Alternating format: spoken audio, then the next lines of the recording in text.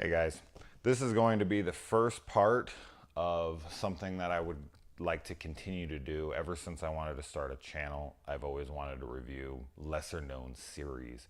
So this is going to be the very first one.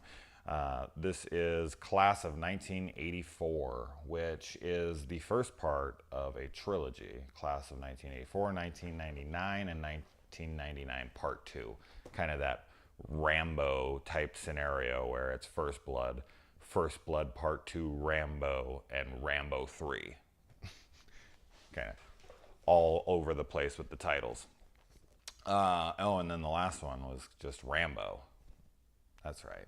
So when it was originally called John Rambo, and then they just cut it to Rambo. So you're like, wait, Rambo 3, First Blood 2 Part Rambo, or Rambo? Or, wait, what?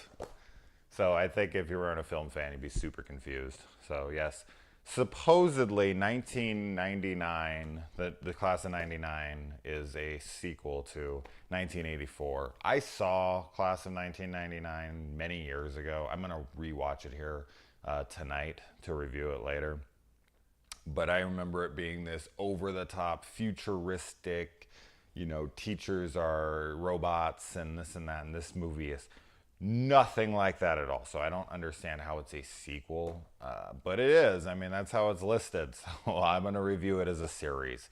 So getting into the good about this movie's just awesome. This movie is just purely 80s gang awesomeness. Now, I'd like to disclose, though, that this isn't a horror movie.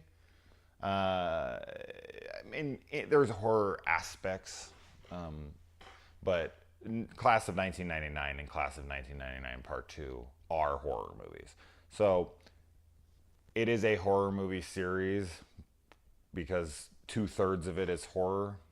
So this will be, an action review basically. It's mostly like a thriller, but it's got horror elements. Anyway, the really cool things about it is just, I mean, pretty much everything. The dialogue is hilarious. I mean, it's just so 80s, and I really like the delivery of the lines and of from the characters. It's got that like Death Wish kind of feel. Death Wish 3 especially, that street gang, that ridiculously over the top goofiness to the street gang, but still, the gang is very believable in their threats and whatnot. So I really like that. I really like the school, the set that they put together. I know I read in the trivia that they had spray painted all over the school, and in the school they couldn't really get it all up. So the kids come back to school after the filming was done, and there was still you know profanity and craziness all over the walls, and it took them like a long time to finally get all of it up. But the sets were really, well dressed. It very much felt like that inner city school, a tad overdone, but still, it had that really cool feel to it. The gang, the main gang, because the movie is about this music teacher who comes to this inner city school, and it's just filled with criminals and delinquents, like every movie like that, the Dangerous Minds, or the oh god, what is that one called? I don't know, but yeah, it's got one of those kinds of feels. So he comes in, and of course there's the main gang that's trying to take over the school, and he's fighting back against them. Roddy McDowall is in this. Also is Michael J. Fox, listed as Michael Fox, very young in this. This is, I would say, probably one of his very first films. He's not in it a bunch, but he was in it more than I was expecting. I expected him to just be in a very small part of it. And he's actually has a pretty pivotal role as far as the character. Roddy McDowall, though, is the standout in this. He's super good. He plays this, the teacher that's looking the other way and is trying to teach the other teacher to, do the same, and eventually just loses it. And when he does, it's just this amazing, awesome scene, and he really just stands out.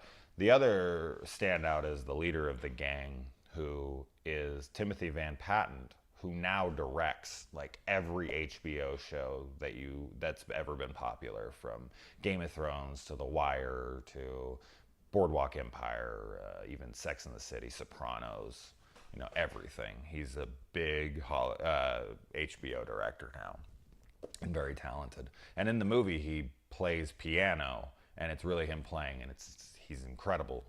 So that was a cool element. I always like when actors actually know how to play instruments when they're musicians in the movie. It always adds that extra bit of realism. I mean, I remember when I was watching La La Land and watching Ryan Gosling playing that piano, was just like, it just added to the element. There's nothing worse than like, they show the person's face and they're like all in it, and then they show their hands and it's clearly not them, and there's just that total disconnect, and it takes you out of the moment. So it's very nice to see that the actor actually wrote the piece that he played in, and it's beautiful, and he plays it so well.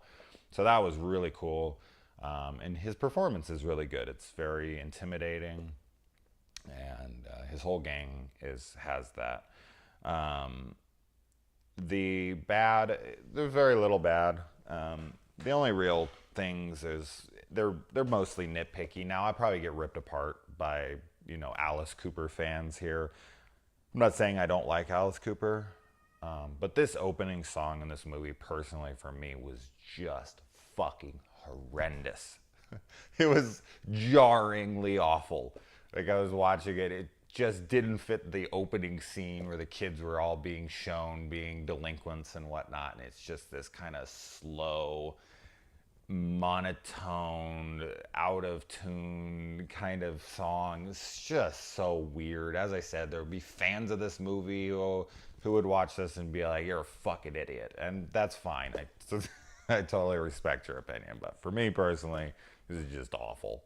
And then, of course, another one that's just, it happens in pretty much every movie, but damn, this one was really stand out. The students in this movie, especially like a lot of the background students, they must have been 35 fucking years old. I mean, they were old looking for high school students. It wasn't even semi-believable on a lot of them.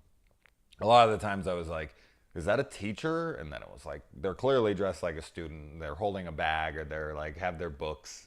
And you're just like, okay, I guess that's supposed to be a 16 to 18-year-old kid. And it's clearly a fucking like 40-year-old man. Oh well. But that's something that you just can look really past. I guess the real one bad, in a movie like this, you kind of just got to take things with a grain of salt. But the students they don't listen, and they're like very aggressive, and they're going out on the attack on the teachers and this and that.